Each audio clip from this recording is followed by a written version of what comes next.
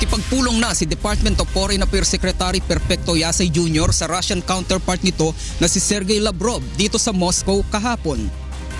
Noong linggo, dumating ang kalihim sa Russia para sa isasagawang bilateral meeting kasunod ng naging pag-uusap ni Pangulong Rodrigo Duterte at Russian President Vladimir Putin sa sidelines ng Asia-Pacific Economic Cooperation o APEC Summit sa Lima, Peru.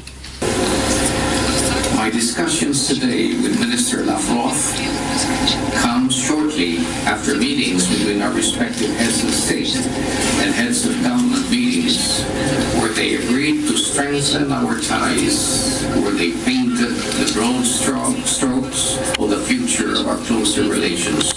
Kabilang sa tinalakay ng dalawang foreign ministers ang pagpapalakas ng bilateral relations ng Pilipinas at Russia sa pamamagitan ng pagpapalawak sa ugnayan ng dalawang bansa pagdating sa political, security, economic at cultural aspects.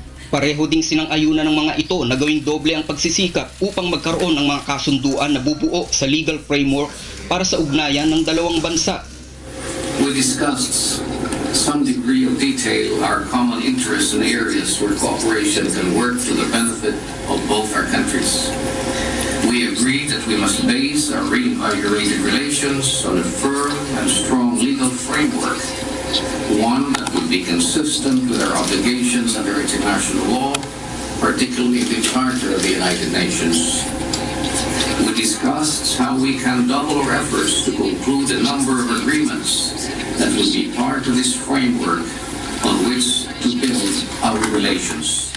Napag-usapan din dito ang ilan pang regional at global issues at ang Philippine chairmanship sa Association of Southeast Asian Nations o ASEAN sa susunod na taon. Sa naging pagpupulong ni Foreign Affairs Secretary Perfecto Yasay Jr. at ng Russian counterpart nito sa Moscow, napagkasunduan din ng dalawang panig ang paghahanda para sa magiging pagbisita ni Pangulong Rodrigo Duterte sa Russia sa susunod na taon. Ronald De Guzman, UNTV News and Rescue, Moscow, Russia.